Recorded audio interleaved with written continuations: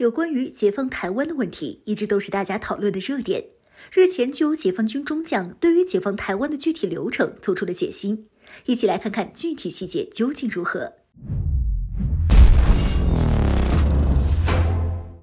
Hello， 各位老铁们，大家好，欢迎收看本期密财户，我是虎妞。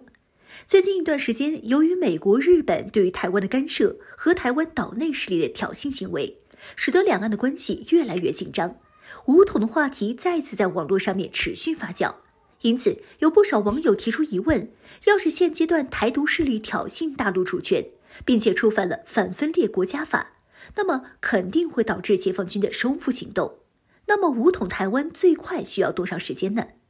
关于武统台湾需要耗时的时间与过程，解放军中将此前负责研究对台作战的王洪光给出了自己的答案：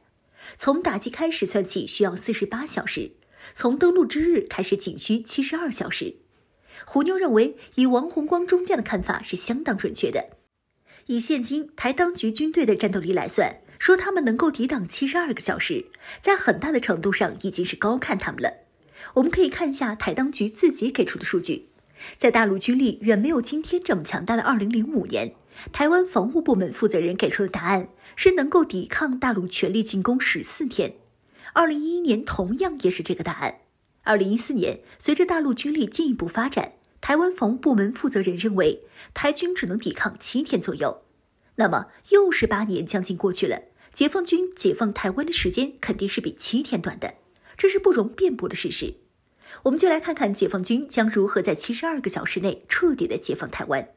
目前台军总兵力为20万人左右，陆军10万出头，能够作战的差不多7到8万人，被分为数个步兵旅和极少数的机步旅以及装甲旅，大多部署在台湾西北部、台北地区和台湾西南部，装备老式坦克1000多辆，老式牵引火炮1000余门。海军则拥有20多艘护卫舰、驱逐舰，空军拥有6个基地、300多架战斗机，包括 F-16、IDF、幻影2000等先进的3代战机。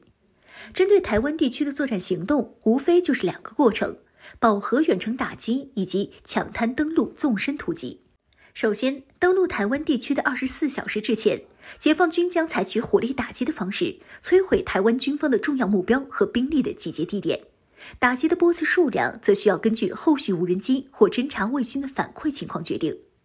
首先开始的便是针对台湾重要目标的打击行动，以大量的短程弹道导弹、巡航导弹，以及射程达300千米以上的300毫米至750毫米火箭弹为主。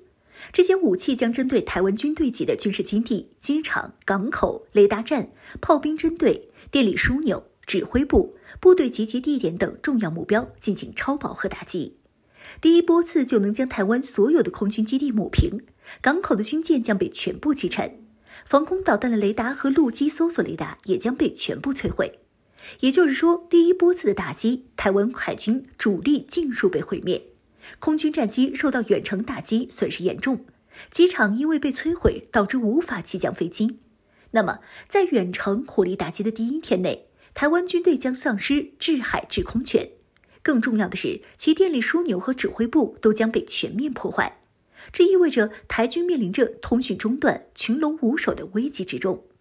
然后使用各种侦察设备反馈目标情况，针对漏网之鱼和正在进行打击后修复的目标进行第2波次的打击。再来就是出动无人机，对岛上零星恢复的军事目标进行点对点的精确打击。经过火力打击之后，台湾不再具有拦截解放军登陆的能力。因此在最后一波火力打击开始的同时，解放军登陆舰队就第一时间前往台湾岛进行登陆作战。这个时间仅仅是开始解放行动的24小时以内。待第一波登陆部队登陆岛屿时，解放军的舰炮、武装直升机、战斗机、无人机第一时间对登陆部队进行火力支援，消灭台军方精心准备的反击装甲集群部队，顺便用远火的300毫米破甲和子母弹对台探头的装甲部队进行全面打击。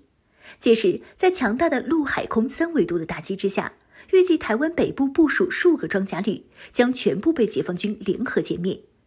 然后解放军开始进行大规模的反击，合成集团军的部队将在海空力量的支援下迅速穿插包围纵深之地，空突旅则远程机降，夺取台军的交通枢纽和指挥部等重要节点。进行登陆作战的12个小时以内，解放军的行动所需兵力便能大致部署完毕。同时，依托高速公路网向新竹、桃园、基隆、高雄一线急速推进，截断台军东退之路，同时对其进行分割包围。若遇抵抗，则呼叫空中支援发起直接空袭，然后继续向前推进。预计从开始打击的24小时到登陆后的24小时，一共48小时的时间，基本上可以将台军的80%以上的主力全部消灭。那么剩下的24小时就该收拾剩下的岛上残余部队和安抚人心了。因此结论已经很明确了，72小时消灭台军，解放全台湾是板上钉钉的事实。这还是最保守的估计。要虎妞来说，如果哪一天解放军真的解放台湾，台军可能连72小时都撑不到。